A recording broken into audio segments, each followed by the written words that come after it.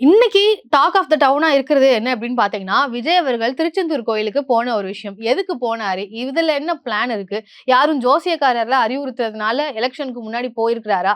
இப்படி பல கேள்விகள் போயிட்டு இருக்கு. விஜய் என்ன பண்ணாலுமே அதுல கண்டிப்பா நெறைய பேருக்கு வந்து டவுட்ஸ் வரும், கேள்விகள் வரும். சில பேர் வந்து அலிகேஷனே வைப்பாங்க. சோ அப்படி இப்போ அவர் கோயிலுக்கு போயிருக்கிறதுக்கும், அவர் மேல வந்து சில கேஸஸ் மாதிரி வந்து கேள்வி எழுப்பியிருக்காங்க. இது வந்து தப்புங்க. தப்பு. இது விஜய் பண்ணது தப்பு அப்படின்னு சொல்லியிருக்காங்க. என்ன அப்படி சொல்றாங்கன்னு பார்த்தீங்கன்னா, விஜய் கூட அவருடைய பாடி கார்ட் இப்ப ரொம்பவே ஃபேமஸா வந்து இருக்கிறாருன்னு சொல்லலாம்.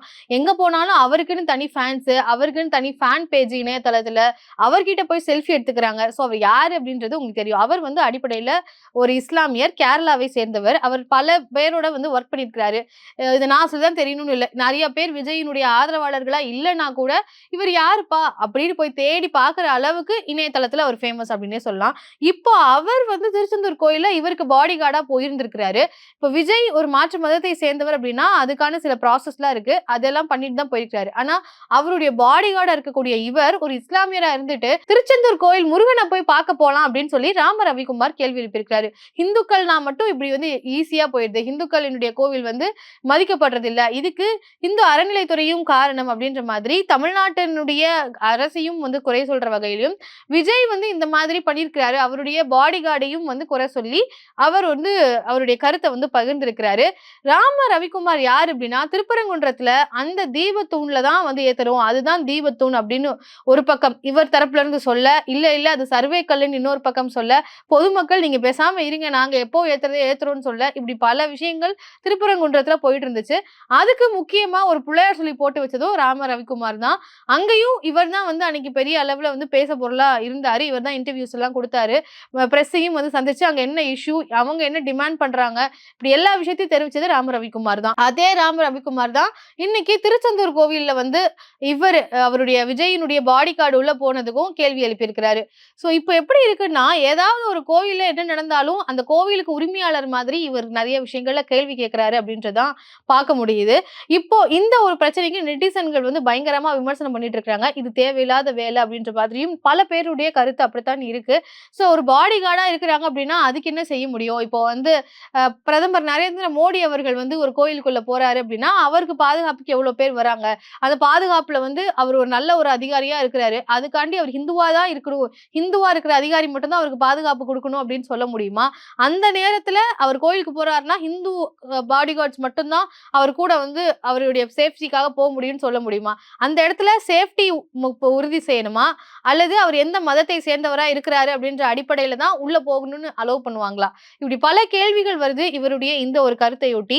சோ இது ஒரு அலிகேஷன் இப்போ விஜய் மேல வச்சு இதுல ஒரு சர்ச்சை அப்படின்றது வந்துட்டு இருக்கு. சோ இந்த ராம ரவிக்குமார பொறுத்தவரைக்கும் ஏதோ ஒரு இடத்துல வந்து நம்மளுடைய பெயர் வருது. இல்ல நம்மளோட ஸ்பாட்லைட்டுக்காக பேசுறாரோ அப்படின்ற ஒரு கேள்வியும் வந்திருக்கு. இதுல நெறைய விஜய் னுடைய ஆதரவாளர்களும் சரி, வர்ச்சுவல் வாரியர்ஸ் எல்லாரும் வந்து கேள்விகளை எழுப்ப தொடங்கிட்டாங்க. அடுத்ததா பார்த்தீங்கன்னா, விஜய் அவர்கள் மேல இப்போ சமீபத்தில அவருடைய கேம்பெயினை ஒட்டி பல வழக்குகள வந்து போட்டுட்டு இருக்காங்க. எல்லா தலைவர்களுமே வந்து கொடைக்கானல் போறதா இருக்கட்டும். இப்போ ஸ்டாலின் அவர்கள் கொடைக்கானல் போயிருக்காங்க. கார்த்திக் மோகன் ஸ்ரீலங்கா போயிருக்காங்க. அத பத்தி நம்மளே கூட ஒரு வீடியோ பண்ணியிருக்கோம். சோ இந்த மாதிரி ஒவ்வொரு தலைவர்களும் வந்து ஒவ்வொரு இடத்துக்கு வெக்கேஷனுக்கு போயிட்டு இருக்காங்க. விஜய் அவர்களுமே வந்து ஃபாரின் போறதுக்கு பிளான் பண்ணிட்டு இருக்கிறாருன்ற செய்தி கிடைச்சிருக்கு. சோ இப்படி ஒவ்வொரு தலைவர்களும் போயிட்டு இருக்கக்கூடிய சூழல்ல விஜய் அவர்கள் மேல வழக்குகள் வந்துட்டு இருக்கு. என்னன்னு பார்த்தீங்கன்னா, கேம்பெயின்ல வந்து புறா, அதுவும் பெயிண்ட் பண்ண புறா வந்து யூஸ் பண்ணாங்கன்னு சொல்லி அனிமல் வயலேஷன் அப்படின்னு சொல்லி அனிமல்ஸ வந்து கேம்பெயினுக்கு பயன்படுத்துற வகையில இப்படி பண்ணியிருக்கிறாரு அப்படின்னு சொல்லி அதுவும் தாவேகா மேல வந்து வழக்கு பதிவு பண்ணப்பட்டுச்சு.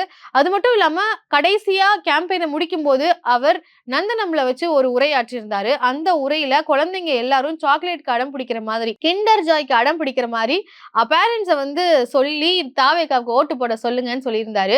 சோ பேரண்ட்ஸ் வந்து ஒரு பேரண்ட்ஸ ஃபோர்ஸ் பண்ண வைக்கிற மாதிரி சில்ட்ரன்ஸ யூஸ் பண்ணி கேம்பெயின் பண்றாருன்னு சொல்லி கோவையில விசிகவினர் வந்து புகார் கொடுத்திருக்காங்க. சோ இது மாதிரி பல இடங்கள்ல இந்த ஒரு தொடர்பா வந்து வழக்குகள் பதிவு பண்ணப்பட்டுட்டு இருக்கு. குழந்தைகள தவறான முறையில வழிநடத்தி விஜய் அவர்கள் வாக்குகள சேகரிக்கிறாரு அப்படின்றத பதிவு பண்றாங்க.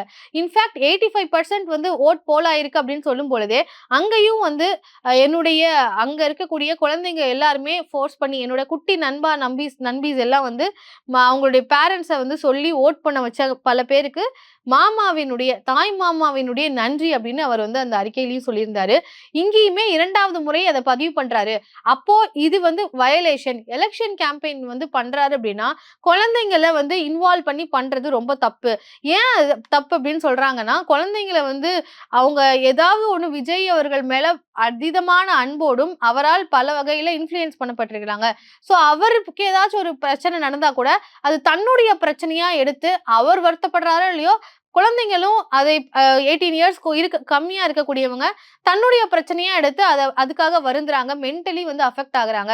ஸோ இப்படி விஜய் அவர்களுக்காக வந்து ஓட்டு போட சொல்லி, ஒருவேளை பெற்றோர்கள் வந்து திமுக ஆதரவாளராகவோ, அல்லது அதிமுக ஆதரவாளரோ இருக்கிற பட்சத்துல, குழந்தைங்களுடைய மென்டலா அவங்க அஃபெக்ட் ஆகுறாங்க.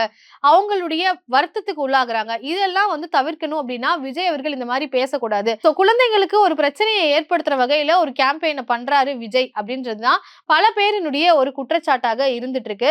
குழந்தைங்கள வந்து எந்த வகையிலயும் ஃபோர்ஸ் பண்ண சொல்றது, இல்ல டெலிவிஷன் மூலமா இப்ப எல்லா வகையிலயும் குழந்தைங்க வந்து ஆக்சஸிபிளா இருந்துட்டு இருக்காங்க. இன்டர்நெட்டோ, டெலிவிஷன் இப்படி எல்லா விஷயத்திலயும் குழந்தைங்க வந்து உலகத்துல என்ன நடக்கு அப்படின்றத சுத்தி பார்த்துட்டு தான் இருக்கிறாங்க. ஸோ விஜய் அவருக்கு பிடித்த ஒரு ஐகானா இருக்கிறாரு. அவங்க வந்து என்ன பேசுறாங்க, அவர் என்ன சொல்றாரு அப்படின்றத உற்று நோக்கி கவனிச்சுட்டு இருக்காங்க. ஸோ அதனால அவங்க இன்ஃப்ளூயன்ஸ் ஆகி அவங்களுடைய மென்டல் ஹெல்த் பாதிக்கப்படும்னு பல பேர் வந்து கருத்து தெரிவிக்கிறாங்க. நிறைய யூடியூபர்ஸ்ல தொடங்கி பல பேர் விஜய் அவர்கள் செய்தது தவறுன்னு சொல்லி இணையத்துல சொல்லிட்டு இருக்காங்க.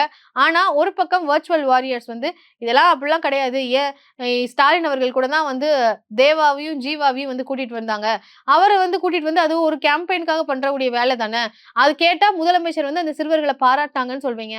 ஆனா அது கேம்பெயின் டைம்ல தான் அவர் பண்ணாரு. அப்படின்ற மாதிரி சில சிச்சுவேஷன்ஸ கோட் பண்ணி விஜய் அவர்களுக்கு ஆதரவாக பேசிட்டு இருக்காங்க. சோ இந்த ஒரு பிரச்சனையில விஜய் அவர்கள் மேல நடவடிக்கை எடுக்கப்படுமா? எடுக்கப்படாதா? அப்படின்ற ஒரு கேள்வி அளவுக்கு போயிருக்கு. இதுக்கு அவர் தரப்புல இருந்து எதுவும் பதில் வருமா? இதெல்லாம் எப்படி நகரப்போகுது அப்படின்றத பொறுத்திருந்து பார்க்கலாம். சோ விஜய் அவர்கள் குழந்தைகள பயன்படுத்தி வாக்குகள் சேகரித்தாரா? அவங்க வைக்கக்கூடிய அலிகேஷன்ஸ் நியாயமானதா? இல்லையா? அதே மாதிரி ரவிக்குமார் சொல்லக்கூடிய அவருடைய பாடிகார்ட் மேல வைக்கக்கூடிய அலிகேஷன். அவர் இஸ்லாமியரா இருந்துட்டு திருச்செந்தூர் கோயிலுக்குள்ள எப்படி போவாருன்ற அந்த கேள்விக்கு உங்களுடைய பார்வை என்னன்றத கமெண்ட்ல பதிவு பண்ணுங்க. நன்றி.